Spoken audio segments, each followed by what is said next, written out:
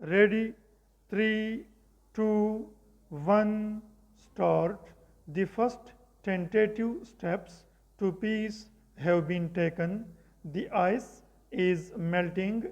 The twins, separated at birth, are reaching out to each other. Full stop. Now that India and Pakistan have both confirmed that they are talking to each other, let's dust off all the cliches about peace and dialogue in the subcontinent. Full stop. For the time being, till we hit a speed bump again. Full stop. New paragraph. The beginning came with the news about the ceasefire at the lock, and then the stories about what led to this change of heart. Full stop. The trickle of information began from the Indian side and was considerably detailed. By mid-March, Pakistan entered the media fray much later to get their point of view out in the public.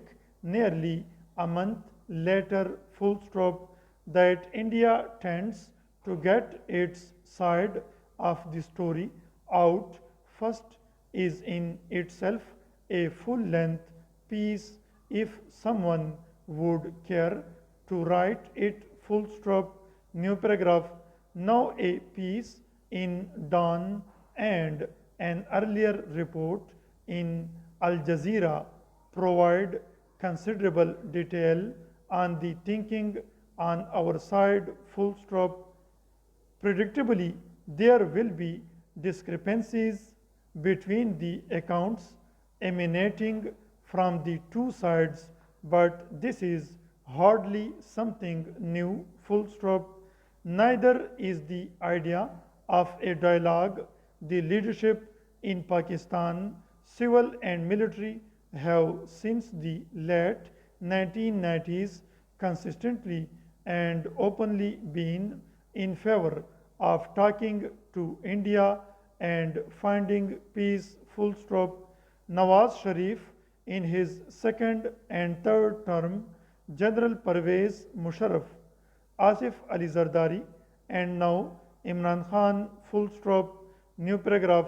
In fact, it is also important to remember former Army Chief General Ashfaq Kayani's statement to a group of journalists, including one Indian, during a trip to Siachen in 2012. Full stop. This constant translates into consistent state policy if one is willing to recognize it as such. Full stop. In fact, we would do well to remember that all of the parties which contest for and are in a position to win elections in Punjab, including the PMLQ in its heyday, are known to be in favor of a better relationship with India. Full stop. An election campaign in Pakistan does not require lashing out at India to secure a victory. In fact, it includes an unspoken but rather obvious desire and policy for peace.